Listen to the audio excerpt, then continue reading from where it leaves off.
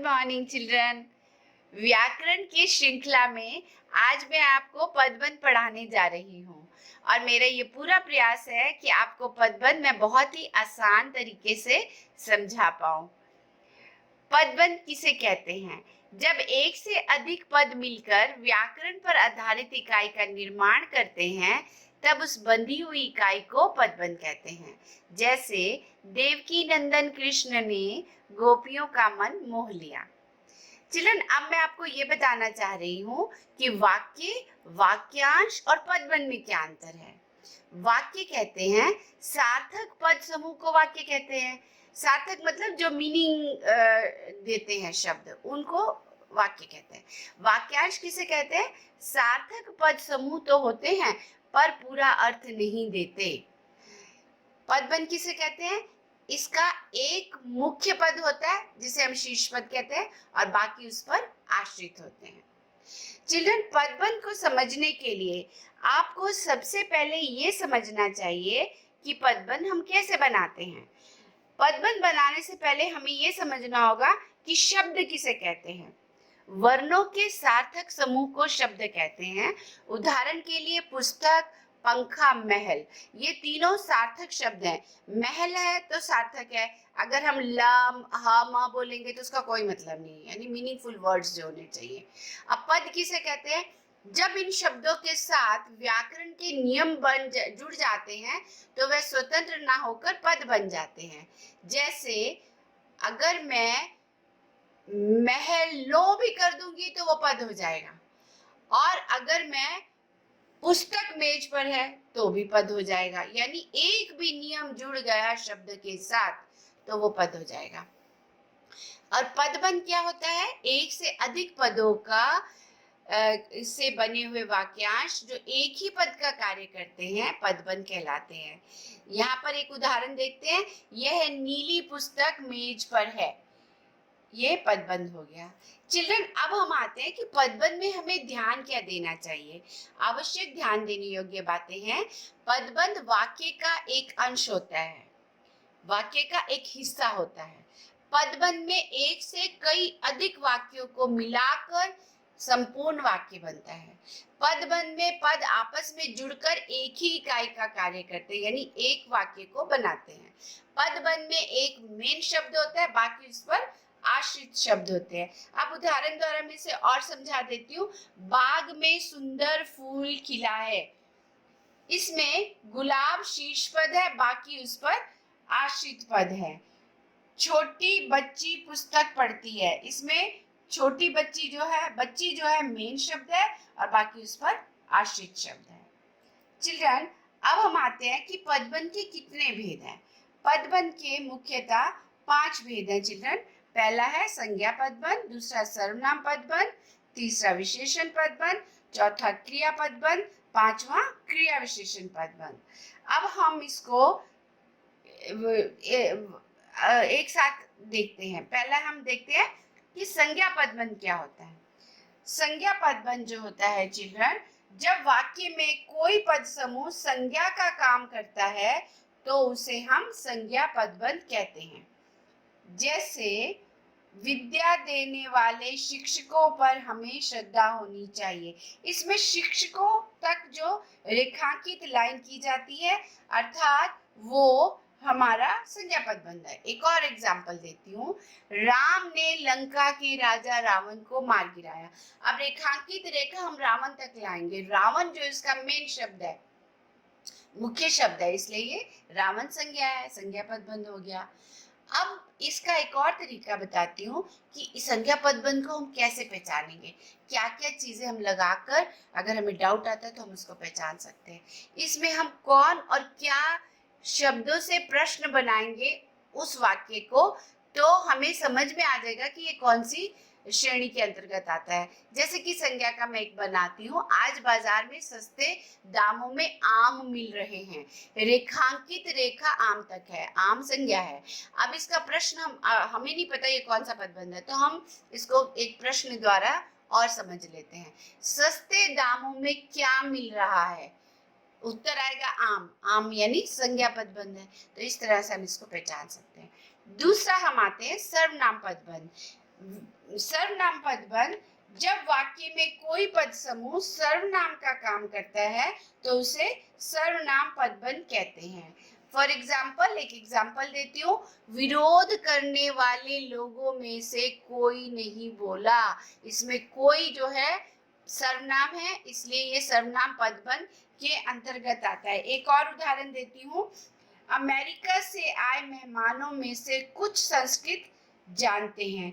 कुछ इस पर मेन शब्द इसका है, तो इसलिए ये कुछ जो होता है सर्वनाम होता है, ये संज्ञा सर्वनाम पदबंध के अंतर्गत आता है क्योंकि ये संज्ञा के स्थान पर इस्तेमाल हुआ है। चिल्ड्रन, अब हम आएंगे कि इसको हम कैसे पहचानेंगे, सर्वनाम पदबंध को कैसे पहचानेंगे। सर्वनाम पदबंध को पहचानने का तरीका, इसमें कौन और क्या लगाकर प्रश्न बनाए जाते हैं।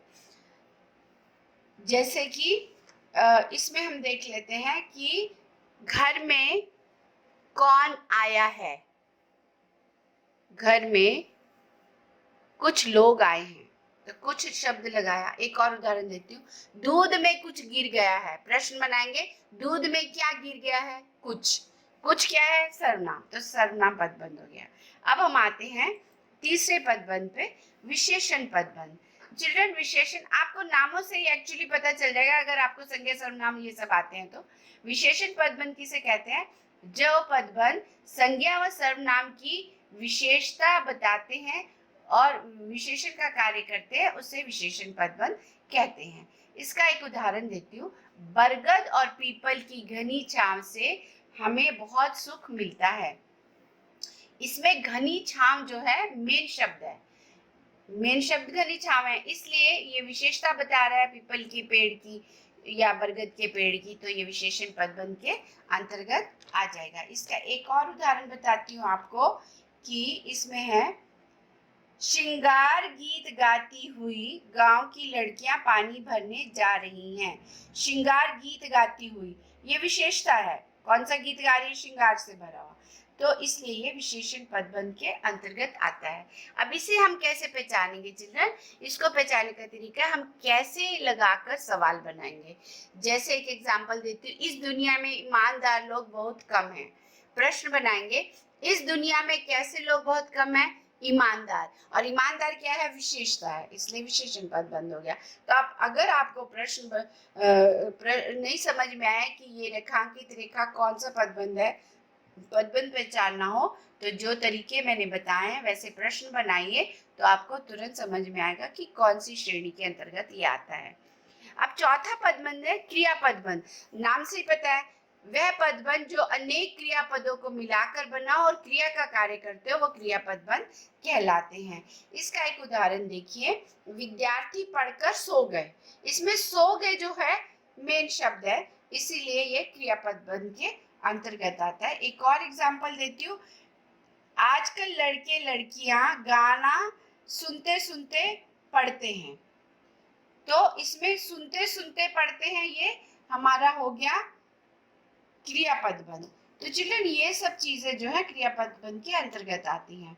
अब मैं आती हूँ क्रिया विशेषण, जो इसका आखिरी पदबंध है। क्रिया विशेषण पदबंध वह पदबंध होता है जो क्रिया विशेषण के स्थान पर, क्रिया के स्थान पर प्रयोग होने वाले एकाधिक पदों का समूह क्रिया विशेषण पदबंध कहलाता है।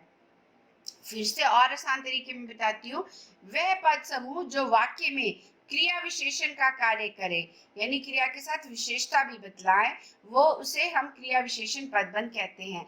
जैसे एक एग्जांपल देती हूँ, रेलगाड़ी धीरे धीरे चलकर स्टेशन पर पहुंची, तो कैसे चल रही रेलगाड़ी, धीरे धीरे, ये उसकी विशेषता बता रहे हैं, क्रिया की विशेषता बता रहे हैं, इसलिए ये हमारा क्रिया विशेषण पदबंध हो गया। एक और मैं उदाहरण इसमें देती हूँ, दो लड़के खिड़की से बाहर देख रहे हैं।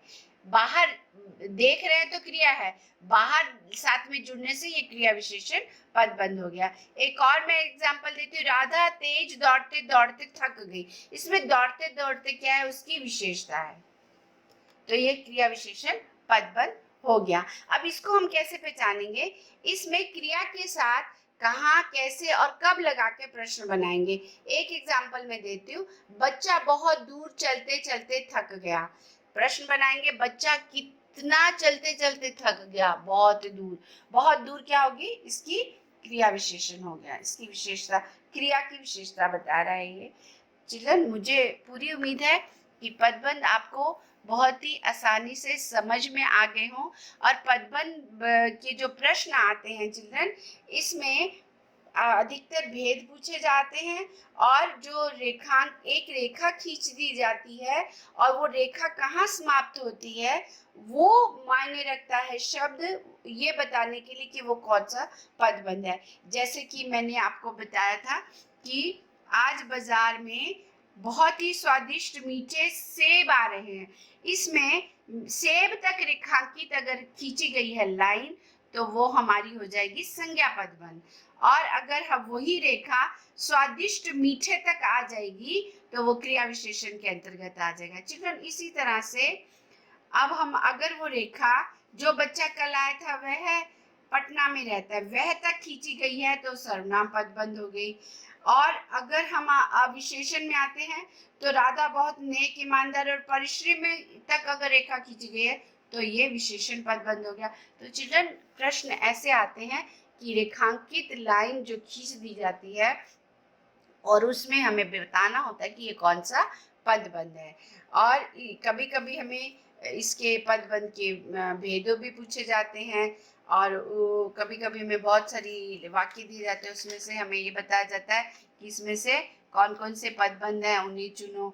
इस तरह चिल्ड्रन, मुझे पूरी उम्मीद है कि आपको पदबंध अच्छे से समझ में आ गया होगा। धन्यवाद।